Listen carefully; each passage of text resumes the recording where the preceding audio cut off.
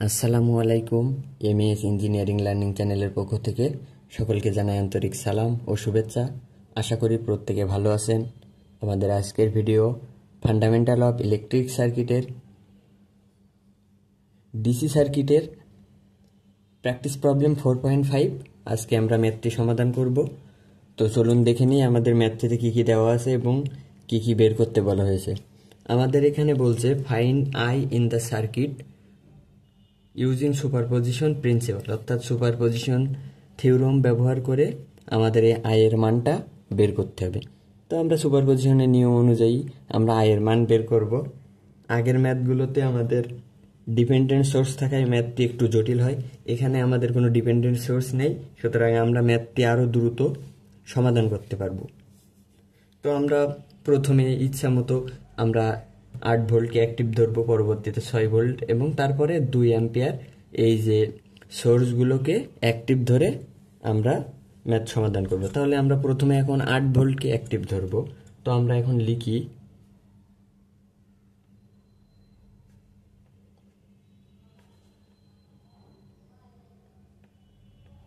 যখন 8 volt active হবে তখন কি হবে, এই যে কারেন্ট সোর্স ওপেন হয়ে যাবে এবং ভোল্টেজ সোর্স শর্ট হয়ে যাবে।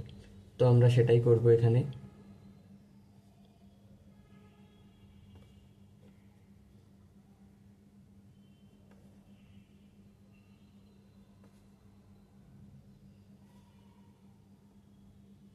আমরা কারেন্ট সোর্সটাকে ওপেন করে দিলাম এবং ভোল্টেজ সোর্সকে শর্ট করে দিব। তো এটা 8 ওহম, 2 ওহম, 6 ওহম, 8 ভোল্ট। তো এখন কি দরকার আমাদের এই আয়ের মানটা বের করতে বলছে। যেহেতু আমরা আলাদা আলাদাভাবে করছি, সুতরাং আমরা ধরলাম এই আইটা হচ্ছে আয়ের মান আই প্রাইম। তাহলে আমাদের এখানে কি করতে হবে, আই প্রাইমের মানটা বের করতে হবে। তো আমরা যদি এখন সার্কিটের দিকে লক্ষ্য করি, একটি মাত্র কারেন্ট প্রবাহের পথ সার্কিটে বিদ্যমান, অর্থাৎ সার্কিটে কিন্তু কারেন্ট প্রবাহের একাধিক পথ নাই। এখানে দুইটা পথ ছিল, কিন্তু এই প্রান্তটা অর্থাৎ এই কারেন্ট সোর্স ওপেন হয়ে যাওয়ায় এই পথটা খোলা আছে। সুতরাং এই 8 ভোল্টের মধ্য দিয়ে যে 8 ভোল্ট থেকে যে কারেন্টটা বের হবে সেটা এই 6 ওহম, 2 ওহম এবং 8 ওহমের মধ্য দিয়ে প্রবাহিত হয়ে পুনরায় 8 ভোল্টে ফিরে আসবে। অর্থাৎ বলা যায় এটি একটি সিরিজ সার্কিট, অর্থাৎ একটি মাত্র কারেন্ট প্রবাহের পথ বিদ্যমান। তাহলে আমরা এখানে কেভিএল অ্যাপ্লাই করতে পারি কিংবা ওহমস ল অ্যাপ্লাই করতে পারি। তো আমি এখানে ওহমস ল অ্যাপ্লাই করে সহজেই আমরা সমাধান করতে পারি। আমরা ওহমস ল কি জানি, I equals to V divided R. R হচ্ছে এখানে টোটাল রেজিস্ট্যান্স। তাহলে আমরা এখানে লিখি applying Ohm's law. Ohm's law apply করলে কি হবে, আই প্রাইম ইকুয়ালস টু কি হবে, ভি এর মান কত এখানে 8, আর আর কত টোটাল 6 প্লাস 2 প্লাস 8। তাহলে কত হচ্ছে 8 ডিভাইডেড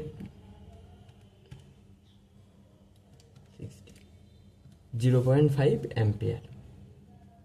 এটা ডিরেকশন কোন দিকে, ডিরেকশন কিন্তু আমাদের বাম থেকে ডান দিকে যাচ্ছে। ডিরেকশন কেন এটা আমরা পরে বলতেছি, পরে ম্যাথে আসলে তখন বুঝতে পারবেন।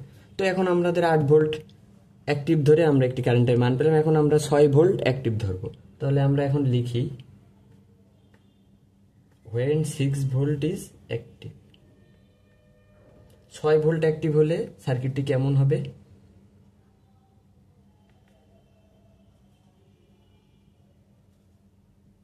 এখানেও কিন্তু কারেন্ট সোর্স ওপেন হয়ে যাবে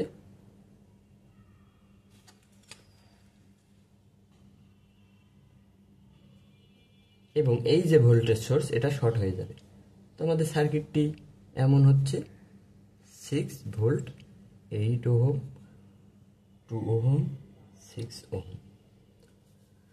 তো এখন কারেন্ট কোন দিকে প্রবাহিত হবে, এখন কিন্তু কারেন্ট এই ভোল্টেজ সোর্স থেকে বের হয়ে 8 ওহমের মধ্য দিয়ে, 2 ওহম এবং 6 ওহমের মধ্য দিয়ে প্রবাহিত হবে। তো তাহলে আমাদের এখন কারেন্টের ডিরেকশন কিন্তু উল্টা দিকে হচ্ছে, অর্থাৎ ডান থেকে বাম দিকে আসতেছে। তো এই কারেন্ট আমরা আই ডাবল প্রাইম ধরলাম। তো ডিরেকশন কেন ম্যাটার করবে আমরা এখনই বুঝবো। তো এখানে আমরা ওহমস ল অ্যাপ্লাই করতে পারি, কারণ আমরা এখানে দেখছি কারেন্ট চলাচলের মাত্র একটি মাত্র পথ রয়েছে। তো আমরা এখানে লিখি applying Ohm's law. Ohm's law apply করলে কি হবে, I double prime equals to V divided by R.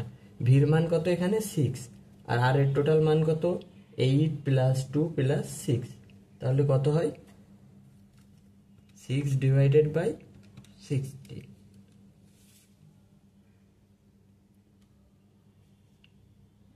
3/8 ampere. এটার কারেন্টের ডিরেকশন কোন দিকে, ডিরেকশন কিন্তু আগের ডিরেকশনের বিপরীত দিকে, অর্থাৎ আগের কারেন্টটা যেদিকে প্রবাহিত হচ্ছে এই কারেন্টটা তার বিপরীত দিকে প্রবাহিত হবে। তো ঠিক আছে, এটা আরও বুঝতে পারবো আমরা, মানে ম্যাথের শেষে গিয়ে আমরা এটা আরও বিস্তারিতভাবে জানতে পারবো। তো এখন আমরা কি করলাম, আমাদের দুইটা ভোল্টেজ সোর্স আলাদা আলাদাভাবে অ্যাক্টিভ করে আমরা মানটা পেলাম। এখন আমরা কারেন্ট সোর্সকে অ্যাক্টিভ ধরবো। তো আমরা এখন লিখি when 2 অ্যাম্পিয়ার ইজ অ্যাক্টিভ। তো যখন 2 অ্যাম্পিয়ার অ্যাক্টিভ তখন কেমন হয়, তো কারেন্ট সোর্স যখন অ্যাক্টিভ ধরবো আমরা জানি ভোল্টেজ সোর্সগুলোকে ডিঅ্যাক্টিভ করবো, অর্থাৎ ভোল্টেজ সোর্স শর্ট হয়ে যাবে। তো তখন সার্কিটটি হবে আমাদের এমন,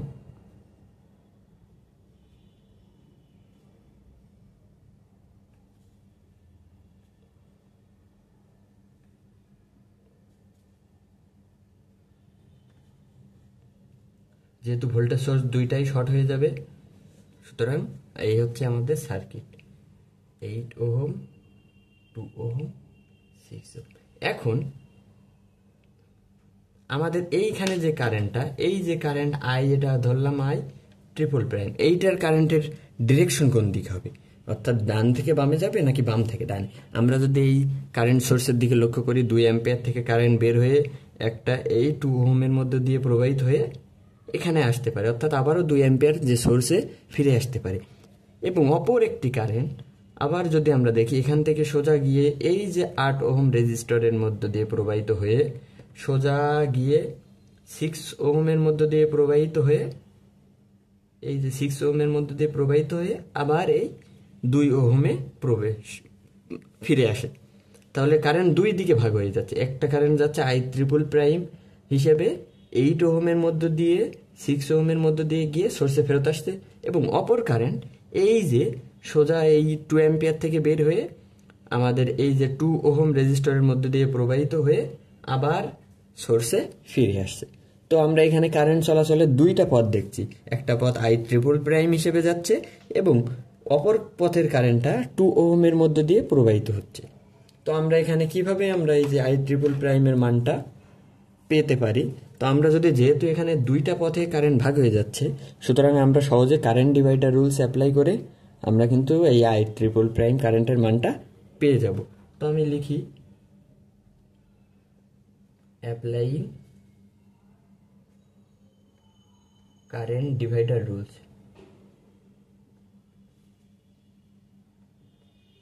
কারেন্ট ডিভাইডার রুলস অ্যাপ্লাই করলে তাহলে কি হবে, I triple prime equals two, উপরে কোনটা হয় বিপরীত শাখার রেজিস্ট্যান্স।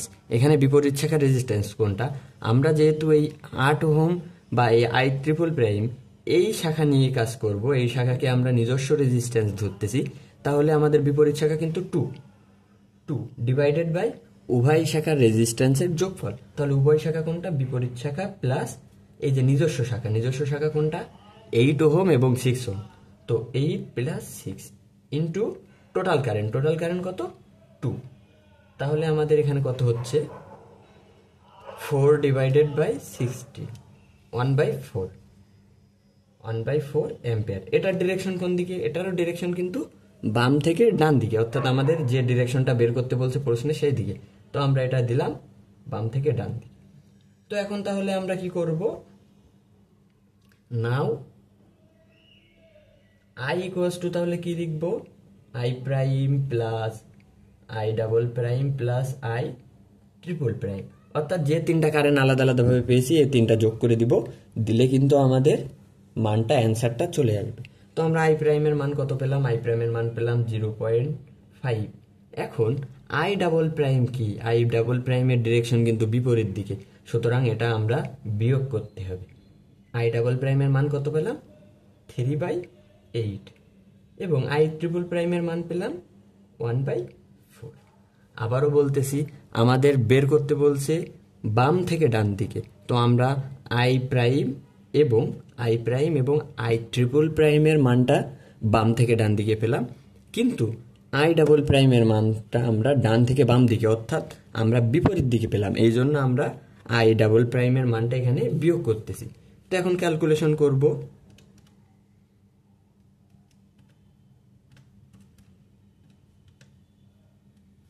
তো কত হচ্ছে অ্যান্সার? 0.375 অ্যাম্পিয়ার। এটা হচ্ছে আমাদের অ্যান্সার। তো আমরা কিন্তু ম্যাথটা সহজে সমাধান করলাম। তো সুপারপজিশনের নিয়ম অনুযায়ী আমরা এখানে যেহেতু 3টা সোর্স আছে, আমরা ভিন্ন ভিন্নভাবে সোর্সগুলোকে অ্যাক্টিভ করে আমরা 3টা মান পেলাম। সেখান থেকে আমরা 3টা মান একত্র করে আমরা যে আয়ের যে মানটা বের করতে বলছে সেটা পেলাম।